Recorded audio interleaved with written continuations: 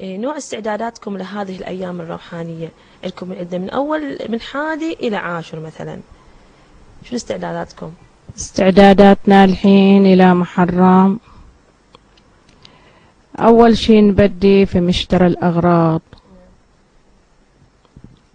يعني على ما شفتين النسوان الحين جاي لنا شتاء، شاي حليب وقهوة والتتن بعد تعرفين الحين النسوان لازم يبغونها التتن تقربلنا ويا التتن، والتتن بعد تعرفين الحين النسوان لازم يبغونها التتن تقربلنا ويا التتن، والتتن بعد تعرفين الحين النسوان لازم يبغونها التتن تقربلنا ويا التتن ونستعد نجهز يعني كل شيء حق محرم الحين إن شاء الله يبلغنا وياكم بلا خير إن شاء الله، ونساعد الزهراء ونساعد بتها سيد